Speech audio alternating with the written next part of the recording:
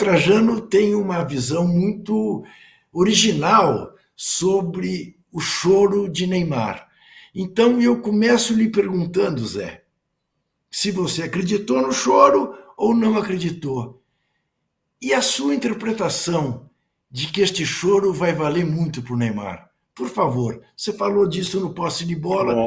Bom, uma boa noite, Audiência. Juca, Marinha, todo mundo que nos acompanha.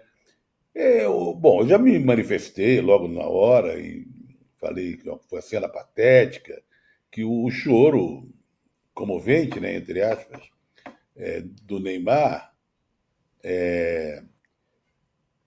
foi uma coisa que chamou atenção, transformando ele de vilão em vítima, né? Ele cai no chão, Sascola lá, sentado, aquela coisa toda, vai o Fernando Diniz, abraça, foi um chamego só. Muito bem, mas aí, para mim, já é um caso encerrado. Aliás, ele tem motivo para chorar. Você falou no início do programa com essa invasão hoje da torcida, né? Que xingou na cara dele.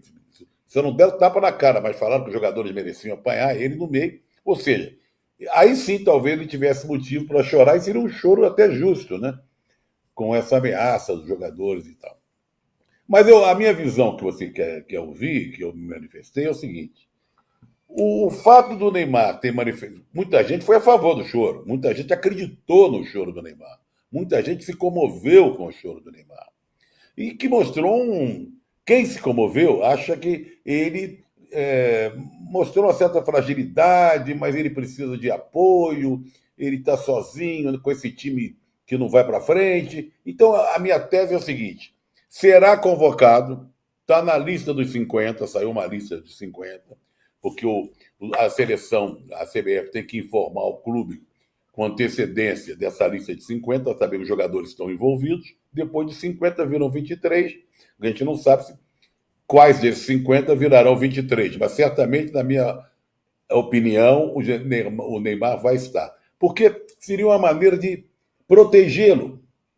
Ele precisa de apoio, precisa de carinho. Vamos trazê-lo para o nosso seio aqui da seleção, para dar força para ele. Quem sabe que ele aqui perto da gente, perto da comissão técnica, dos outros jogadores que o veneram, ele possa dar uma volta por cima. Essa é a minha tese. Eu acho que o choro ajudou, contribuiu para que o Neymar seja convocado. Agora, se ele merece ser convocado, que podia ser uma outra pesquisa, não merece. Apesar de ter jogado 7 partidas o tempo inteiro, não quer dizer nada. O tempo inteiro não quer dizer que você está bem, né? Tem que jogar 7 partidas jogando bem, não só com a bola no pé, esperando, sabe, aquela coisinha me engana que eu gosto. Então, a tese que eu defendo, vamos esperar dia 25, né, a convocação. Em breve teremos outro cartão vermelho para comentar sobre a convocação do Ancelotti, mas eu tenho plena certeza que ele será convocado. O que seria, na minha opinião, um demérito para o início da carreira do Ancelotti como técnico da seleção. Marinha, boa noite. E você? Você acreditou no choro? E você também acha que ele será convocado? Eu não acreditei e não acho que ele será convocado. Queria te ouvir. Boa noite, Juca, Trajano, todo mundo que está ouvindo a gente. Olha, eu acho até que é irrelevante, ele deve ter chorado, mas é aquilo que eu vi você no programa lá no Posse de Bola. Quando a pessoa quer chorar, ela faz o maior esforço possível. Ele foi lá, sentou, ele ficou puxando o sofrimento para ter o choro, né? Não é uma coisa que ele, veio uma coisa espontânea, ele ficou ali puxando o negócio para sofrer. Ele foi para lá, aí abraça com o Fernando Diniz, aí sai, pensa em toda a situação dele. Então ele quis aquela cena. Independente se ele chorou espontaneamente ou não, ele quis demonstrar aquele sofrimento. Acho que a cena é toda construída, independente se o choro é genuíno ou não. É uma cena construída, né? Eu acho que foi uma atitude muito ruim da parte dele, né? Porque é essa coisa de chamar a atenção para si e, de uma certa forma, se colocar como vítima, quando ele, na verdade, é o protagonista desse fiasco do Santos, né? Já escrevi até sobre isso na segunda-feira. Ele é o protagonista desse projeto esportivo do Santos. O projeto do Santos é calcado em volta dele. Então não dá para ele tirar o corpo fora e fingir que é só um jogador que passou por um momento. Inclusive, ele tenta fazer isso na entrevista depois, falando... Sabe o que me lembrou aquela entrevista? Você lembra o personagem do Cacete Planeta que ele fazia, o presidente Fernando Henrique? Ele fazia o Fernando Henrique começava a reclamar do governo. Aí ele falava assim: esse governo não dá, esse governo desse jeito não dá. Quem que está mandando nesse país e tal? E era o Fernando Henrique. Era isso. Ele dando uma entrevista falando do Santos como se fosse uma coisa aleatória a ele. E ele é o construtor desse projeto. Então, toda a atitude em volta é lamentável, né? Agora, se isso vai servir para convocá-lo, eu acredito que não.